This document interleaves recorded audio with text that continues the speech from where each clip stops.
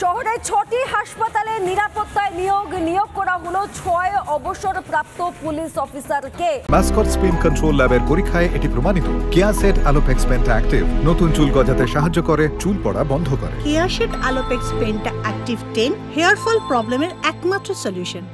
আরো বিস্তারিত জানবো আমাদের প্রতিনিধি সৈকত এই মুহূর্তে আমাদের সঙ্গে ফোন লাইনে রয়েছেন। কথা বলবো সৈকতের সঙ্গে, তবে তার আগে আপনাদেরকে আরো একবার জানিয়ে রাখি ৬ অবসরপ্রাপ্ত পুলিশ অফিসারকে নিয়োগ, শহরের ৬টি হাসপাতালে নিরাপত্তায় নিয়োগ। আমি আরো বিস্তারিত জানবো সৈকত, আমাদের প্রতিনিধি এই মুহূর্তে আমাদের সঙ্গে রয়েছেন। শেষ পর্যন্ত অবসরপ্রাপ্ত পুলিশ অফিসারদের নিয়োগ করা হচ্ছে হাসপাতালের নিরাপত্তায়। আরো বিস্তারিত আপডেট নেব তোমার থেকে সৈকত। একদমই রাজ্য সরকারের যে রাত্রিরের সাথী প্রকল্প, সেই রাত্রিরের সাথী প্রকল্পে প্রথমত এই হসপিটালের নিরাপত্তার উপরে জোর দেওয়া হয়েছে। এবারে কলকাতা পুলিশ থেকে সদ্য 1 বছর বা 6 মাসের মধ্যে যে সকল পুলিশ অফিসাররা রিটায়ার হয়েছেন, এই রকম 6 জন অবসরপ্রাপ্ত পুলিশ কর্মী, তাদেরকে শহরের 6টি হসপিটালের নিরাপত্তার দায়িত্ব দেওয়া হলো। সিকিউরিটি অফিসার হিসাবে তাদেরকে নিয়োগ করা হয়েছে। এই 6 জন অফিসারের নাম, ফোন নাম্বার দিয়ে রীতিমতো পাবলিশ করা হয়েছে কলকাতা পুলিশের তরফ থেকে। রাতের বেলায় মূলত হসপিটালের নিরাপত্তা জনিত যে কোনো সমস্যা হলে এই 6 জন অফিসারের দায়িত্ব থাকবে, এই বিজ্ঞপ্তি প্রকাশ করেছে লালবাজার। বেশ, ধন্যবাদ সৈকত।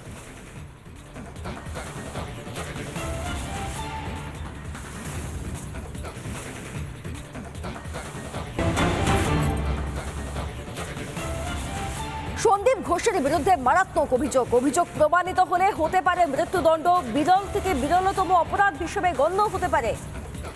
সন্দীপের জামিন না পাওয়ার কারণ ব্যাখ্যা করা হয়েছে অর্ডার কপিতে। শিয়ালদহ আদালতের লিখিত অর্ডারে উল্লেখ।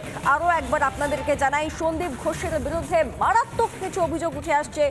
এই অভিযোগ যদি প্রমাণিত হয় তাহলে হতে পারে মৃত্যুদণ্ড। এমনকি বিরল থেকে বিরলতম অপরাধ হিসেবে গণ্য হতে পারে এই অভয়া হত্যাকাণ্ড। সন্দীপের জামিন না পাওয়ার কারণ ব্যাখ্যা অর্ডার কপিতে শিয়ালদহ আদালতের লিখিত অর্ডারের উল্লেখ। এই প্রসঙ্গে চিকিৎসকরা কি বলছেন শুনুন একবার।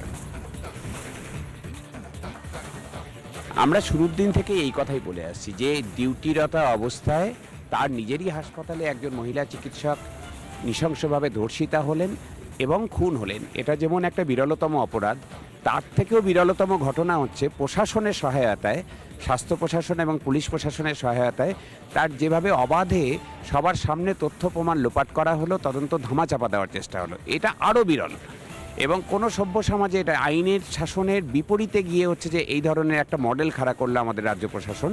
আর ফলে হচ্ছে যে বিরলতম অপরাধ, তার হচ্ছে যে সঙ্গে সঙ্গে বিরলতমভাবে প্রশাসনের এই ভূমিকা, ফলে হচ্ছে যে এদের যাতে যারা যুক্ত তাদের সাজা বিরলতম হওয়াটাই আমরা দাবি করছি। মাননীয় চিফ জাস্টিসের তরফ থেকে এটা শুনতেই পেয়েছিলাম যে সিবিআই থেকে যে এটা তাদেরকে দেওয়া হয়েছে সেটা যথেষ্ট বিচলিত করার মতো।